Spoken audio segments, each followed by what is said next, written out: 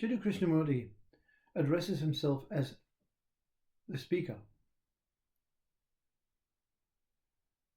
and he talks only to the listener. You see, very clearly describes that if you're not listening to the fullest capacity, you will not know. And the mind is not the listener.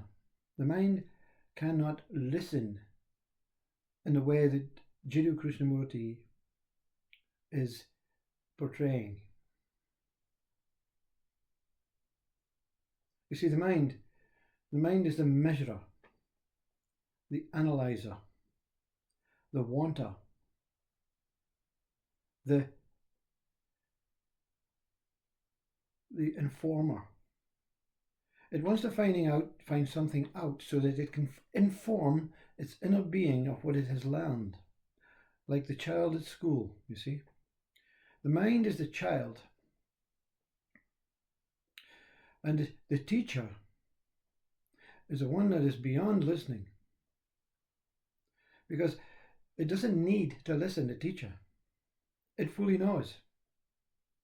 So Jiddu Krishnamurti is talking to the one that fully knows already.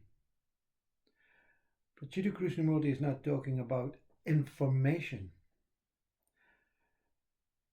We as humans, we in our purest state, which we all are this inner self-teacher to the mind. In this purest state, we have no way of communicating through a language of words to reflect and replicate and portray the truth that we already all know. You see, so the words are masking. We have intentionally, for whatever reason, intentionally tried to mask the truth. And you can say, oh yeah, well, that's not my fault. You see, it's probably the conspiring, I don't know what all these Freemasons, Illuminati, the devil, the Satan, all these things. They are trying to stop us, you see. Well, that's not true. Because they're using words to manipulate, if that's the fact. And anyone that uses words to understand the truth, whether projecting words, sharing words, or accepting words, cannot do it, you see. So it's not about you and the rest of the world. The whole of humanity has forgot. There are a few.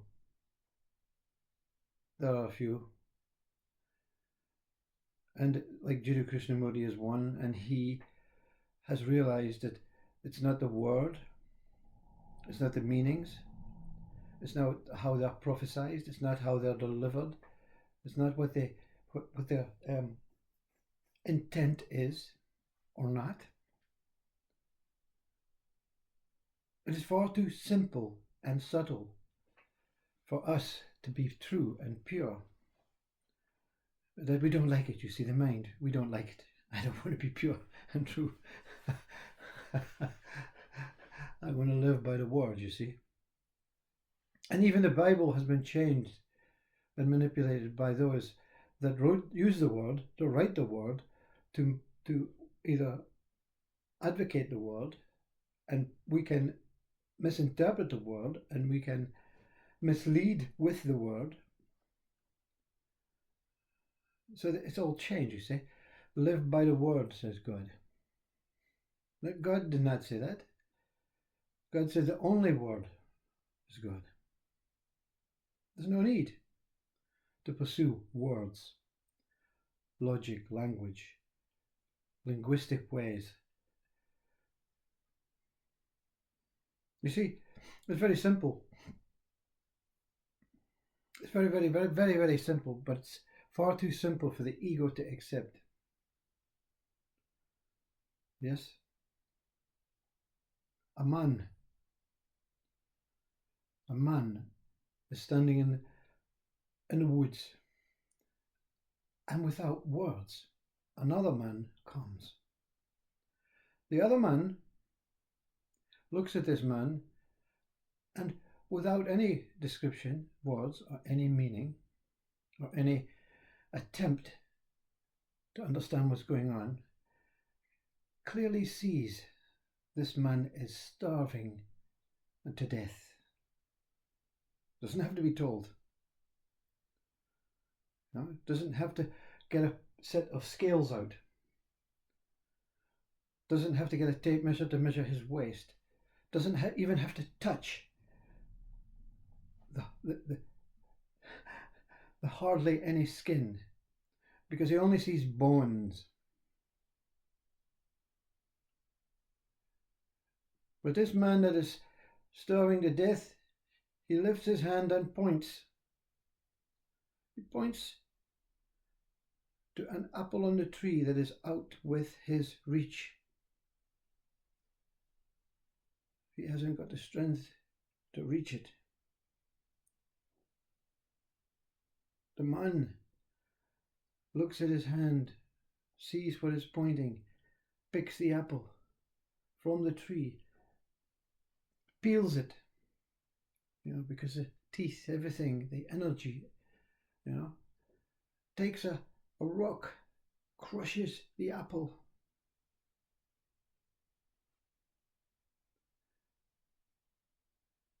into a ball kind of rock, so that it becomes mush, because he knows he has no energy to chew. And he feeds the man bit by bit, slowly by slowly.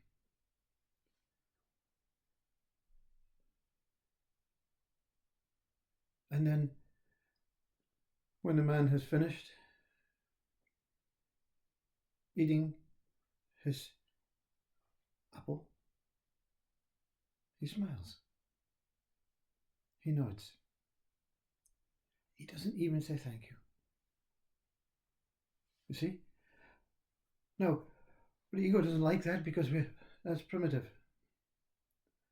So we follow the words of God, words, kindness, help, sharing, and everything, through awaiting for a command from another to say, at school, we're going to teach you how to feed a man an apple. We're going to teach you everything that you need to know. And as life goes on, that teaching that was probably very simple at school becomes very elaborate, complex. So in today's world, the man that is starving, so the man comes up, sees him, again, through instinct, through primal understanding about human nature, kindness, love, survival, sees the man starving. Yeah? The man points at the apple. The man looks, picks up his phone, mobile phone, phones the boss. I'm on my way to my job, but there's a man starving. Can I stop and give him an apple? I'm going to be 5 minutes late, maybe 10 minutes late by the time I break it up and feed him. Boss, have you risk assessed the height of the apple? Yes, it's above head height. You need to get some steps. You can't take the chance you may fall off the ladder. And you'll have to get the apple tested. What kind of apple is it? Could be poisonous, like Snow White. And if the man dies, you will be responsible. And anyway, the appointment I've made is absolutely necessary. If you don't get there in time, we're going to lose the deal.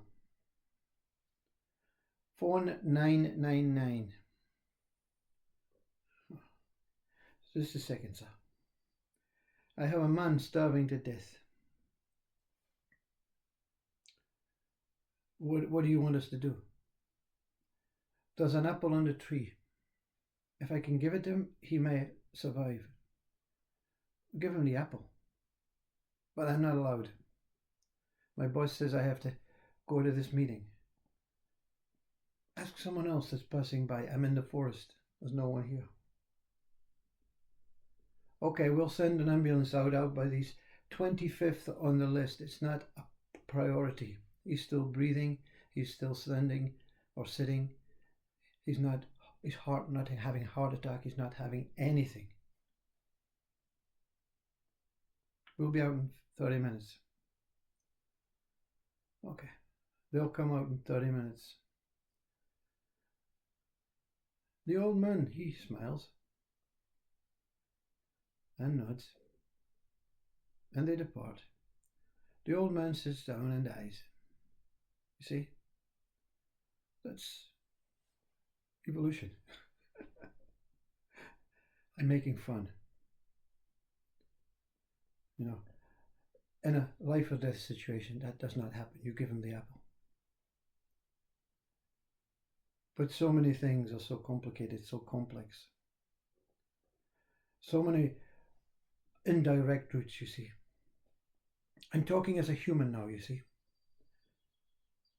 When the archer, and many years ago, for that small community, that little tiny village, they picked the best archer to shoot for the food, the best hunter, the best one with the best eyes, you know. Yeah. Because if you had a poor archer, you wouldn't survive. The community would die. Instinct. In today's world, we pick a box. You know, many people apply for the role of archer. Yeah, we had a 30-year-old archer last year. He wasn't very good. Let's get the best one this year. And they look at the filing system of I, me, the person, and all other I's, me, the person. No faces, no ability, no proof, no, let's see how well you arch. This year we have to have one that's old, to follow the rules and the regulations of equality. This has to be this particular color this time, from this particular culture. It has to be female because we had male last time. Again, a second-rated archer, because that archer does not want that job. That archer wanted to be the cook. But the archer that wanted to be the cook is now the archer. And the cook that wanted to be the cook, is the archer. And the archer that wanted to be the archer is the cook. Making fun again, you see. What it's about is human beings, they used to be direct. Right? We in the game, we didn't have the game Monopoly, where we had to roll a 6 and then a 5 and get round the board. We took a shortcut straight across. Yeah. Let's get there now. The apple's about to fall off the tree, and if it does, the worms and the wasps will get it, and the man will still die because he hasn't got the strength to even reach behind him. See? We have created a world of Google Maps. You see, we think we're more direct. Google Maps shows you the direct route. Yeah, it's not a direct route. It's not a direct route. You know?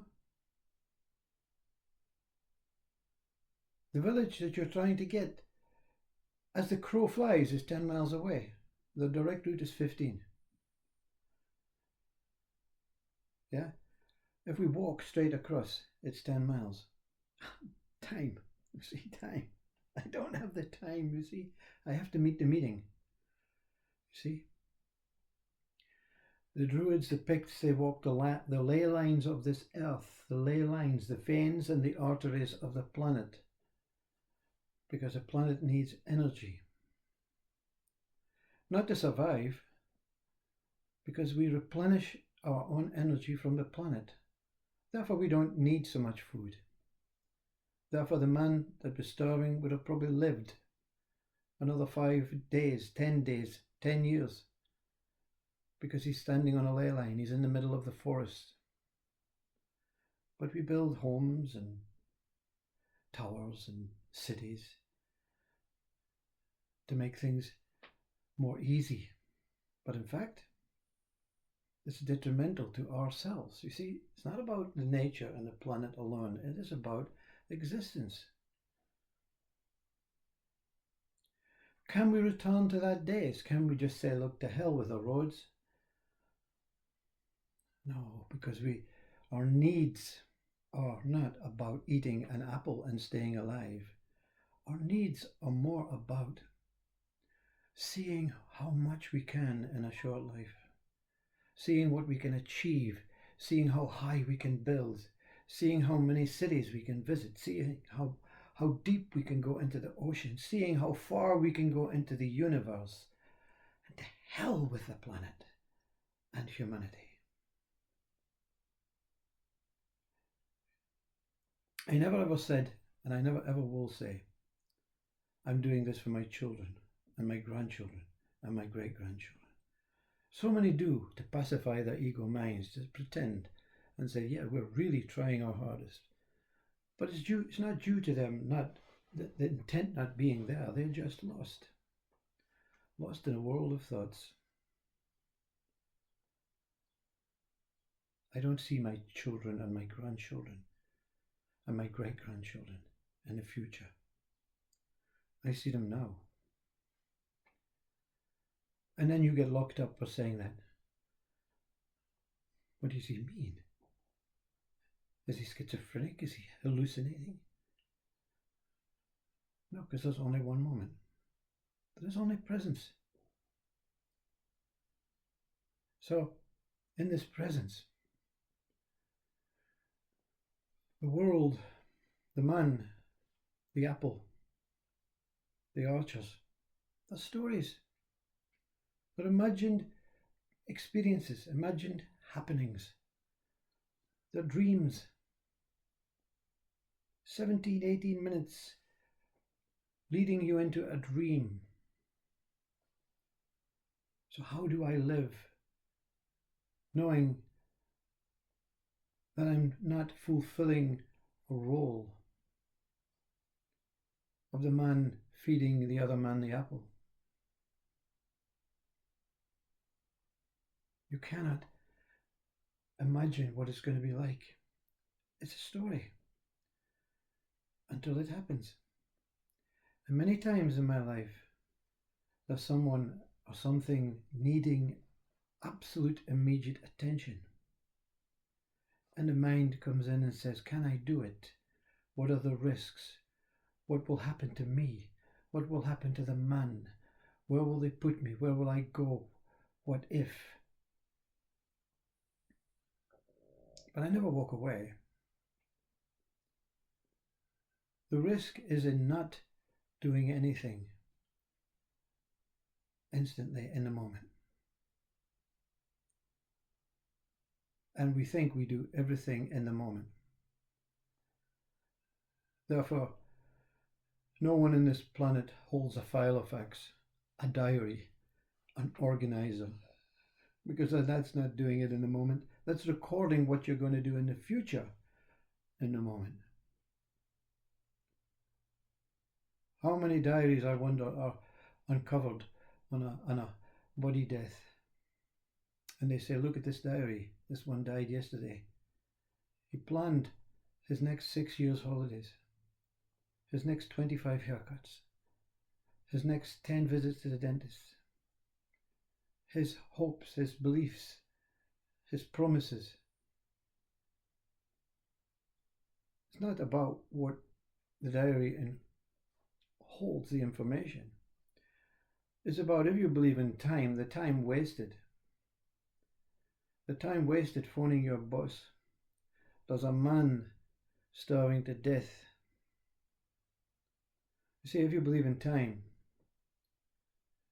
you're going to suffer the rest of your life for not taking action. But in actual fact, there's no time.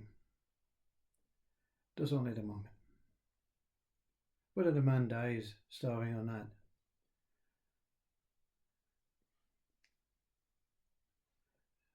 the end of the day, if there's an end, if there's a day, we're all going to end up in the earth's surface from where we arose from as the body. But the one inside, the teacher, the real archer, the real poet, and you say, I was put on this earth to be a particular skill. No, you were put on the earth to understand that you have all the skills in the world necessary just to exist. Just an apple on a tree, and just a stick to help you walk, just some skin to cover the bones before they rot. But that's reptilian, that's primitive. We want more than that. Anyway, I don't want to stifle your hoping and believing mind. It's okay, So, and this speaker is contradicting itself by using words. So you know what? For the last 9 years, longer, 9 years since that awakening, I don't think people understand how traumatic an awakening can be. And if you have no support, if you have nothing around you, you can turn into some sort of alcoholic, some mentally deluded mind. You can do silly things in life because you understand that there's no death, there's no end. So I can just walk off the edge of cliffs, I can fly, I can do all these things. So it's very important that you have an outlet during enlightenment, during the Satchit Ananda bliss. Hopefully it will subside extremely soon, and that you will have something that can support and keep you throughout that storm. I know many people, myself included, who could have easily turned to alcohol, to whatever, sex, whatever, that what pacifies this traumatic, enlightening experience with God, because there's no one to share it with, and it's unshareable, and it makes the mind go mad. It makes it go frenzied. So don't seek for enlightenment. If you are, you need something to defecate it. You need something to allow it to pass, something that there's very, very something dear and genuine within you. You could be the archer. Every day I just went out and shot arrows in a tree. And it gave me time so that this drug of enlightenment can subside. So what I did, not knowing I did it, to stop the alcohol, I painted. I painted and drew and painted and drew and painted and drew and painted. I never even realized I did till a couple of years ago. I realized I had all these paintings, so many that I had to destroy half of them, and there's no way to keep them and nowhere to go. And they're not from any value. They're not of any, attachment. because it helped me through the process of regurgitating this awakening and enlightening Sat Chit Ananda overwhelming joy bliss state. You say, well, wow, why would you want to do that? I didn't want to do it. You need to do it. You don't want to walk past a man and not give him the apple. You need to give him the apple, you see. There's a need for the body to survive in this world. There's a need for it to be here to provide a vessel for enlightenment, or any other state of mind, any other state of body, any other experiential natural state. There's a need for this body to remain intact. So what's the point of being enlightened and a monk drinking the alcohol and the beer in the monastery? Yeah, what's the point of being enlightened and pretending you're some sort of guru for some sexual connotations or some desires that you think people should fulfill you with? You understand that we're all the same. There's not one human being any different from any other human being. Even the human side, even the molecules in the atoms are the same. We can't divide an enlightened being cannot divide anything as higher or lower. It is what it is, you see. So anyway, I've put at the end here, if you're still here, I don't think many will still be here because it's quite a negative statement talking, and that's why, I'm not very good with words. I don't believe in words. The only word I believe in is I and I one moment. All is as it is. That I am. I am that I am. What else to say? So maybe I can share with you of what I do best with pictures. So please find a few of the images that have been uploaded. The quality is not good, not because of the pictures, because the pictures are immaculate. The paintings and drawings are absolutely pure. It's just this nonsensical digital shit, this stuff. You have to put it in, it does something else, and by the time it's shared with this and that, it's... So, are we evolving from our human and tactful way of, being at the concert or listening to the record in the car, listening to the actual voice, listening to the poet, reading the poetry or reciting it, reading it from a book, going to the art gallery to see and touch and be able to be close to true, pure, tactile painting, or look at it on a device? Are we evolving, you see? Is AI the best way to go? AI is based on human. We've all been categorized robots in a box, a filing system, as U.G. Krishnamurti quite rightfully says. If I want to know someone, I can read about them. Do you want to meet them? I don't have to meet them. I have the information in front of me. And it's no good. This one's no good. He's not getting the job. Not even an interview. Not even a face-to-face. So the paintings, I apologize for the quality. But the quality of the paintings, the actual objects, are superior in comparison by what you're about to see. The nonsense of technical digital evolution.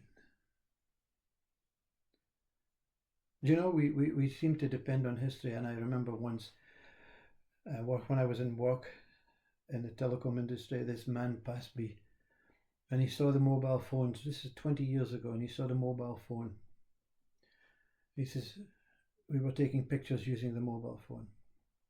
He says, what are you going to do with the pictures? Oh, we can print them off. He says, I'm a photographer, a true, proper photographer. Do you really know that the images that you print off will fade and die? And if you're interested in history and keeping it intact with, your great grandchildren. They won't see the images. They'll be dead and gone.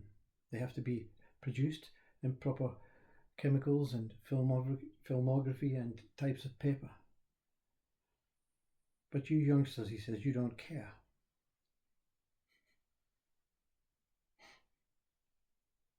Anyway, whether we care or not, it's a contradiction. Is it about time? Is it about evolution? Is it about getting better? Is it about achieving? Is it about finding another planet in the universe? Is it about getting to the bottom of the ocean? Is it about breaking up the atoms and the molecules to find something else? Or is it just about being alive and free? One of the things I've learned is when someone says I'm not free, I don't reply. I just look at their body and say, wow, you've no idea how much space is around you. If you're looking at it from the body state, you've no idea how big this universe is in comparison to what I see. You've no idea how far you can run, how far you can jump, how far you can swim. You've no idea. How can you not be free? And that's only the human state. The being state doesn't know what encapsulated and bound is. The being state is infinite, limitless consciousness. So you look at them and say, your mind's not free. Your mind has imprisoned itself through time, through history, through being boxed with the name I, the category, the filing system of I. DNA now, forensics. We have a box with your name now. We have a box with a picture of you, which we're not really interested in. We have a box of the amount of atoms and molecules you have in your body and which each one is. So we'll find you one day in the microscope. And every day that one is looking in the microscope, the one that he's looking for is standing next to him.